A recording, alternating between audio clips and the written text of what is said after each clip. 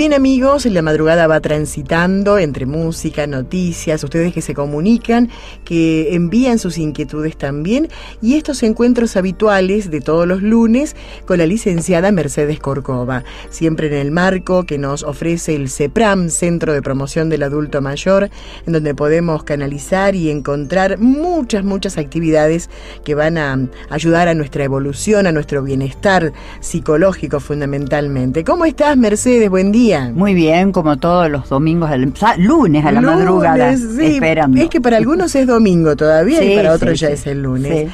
Mercedes, bueno, teníamos una inquietud después de ese viaje hermoso que hicimos la semana anterior en ese tren de la vida, encontrarnos con que el adulto mayor tiene un montón de actividades especiales, y uno de los cartelitos o de los diplomas que se gana en esa vida es el de ser abuelo. Sí. Abuelo de un bebé es una cosa, de un niño es una cosa, de un adolescente comienzan los problemas. Así es.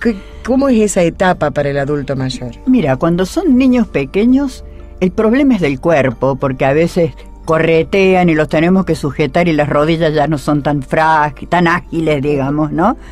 Cuando son más grandes, nos ponen en aprieto porque preguntan, y a veces tienen una cultura, digamos, televisiva más grande que la nuestra y nos ponen en apuro.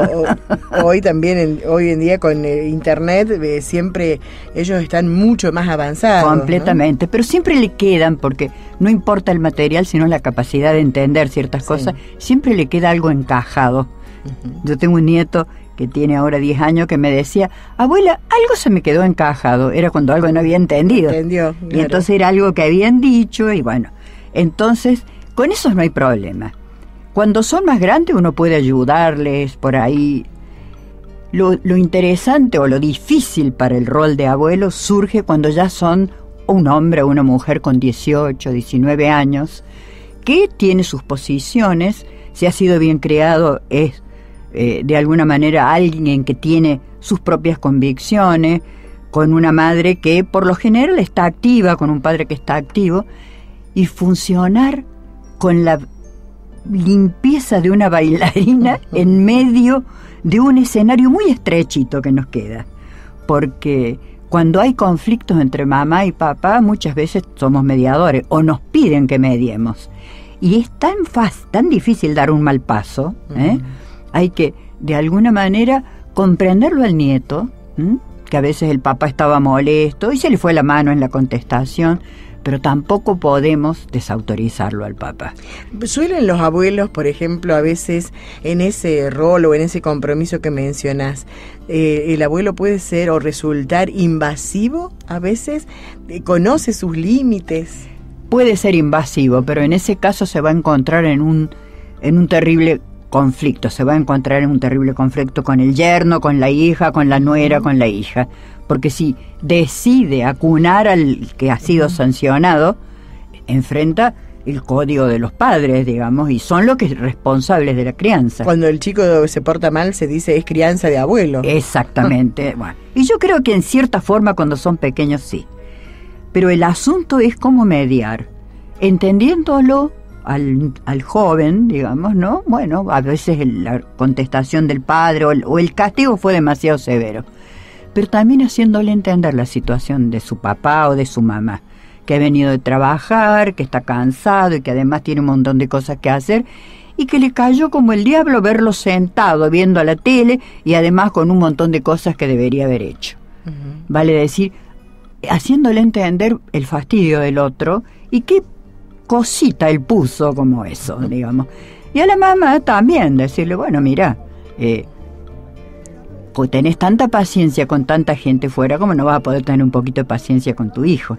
Pero yo creo que es un desfiladero finito por el que circulamos, digamos, que solo una cosa de amor por los dos, por nieto y por hijos, nos permite transitar adecuadamente. Se me ocurre pensar, no sé si ya tendremos tiempo para analizarlo todo en este programa, ¿no? Pero se me ocurre que por allí a veces el abuelo resulta ser también un poco depositario o partícipe involuntario de un montón de conflictos que se generan a su alrededor y del cual, o a veces, porque bueno, recién mencionabas una familia extremadamente normal, ¿no? Con unos ítems educativos importantes, pero cuando no existe eso, y cuando el abuelo es prácticamente maltratado, en el sentido de que no, abuelo, callate, vos molestás, o no tener el respeto por ese abuelo, ¿no? Decir la música alta, los amigos que suben por arriba, que van. Yo he tenido casos de personas que inclusive en el CEPRAN me han comentado de ciertas formas de vivir o de convivir, y la convivencia es bastante difícil. Difícil, sí.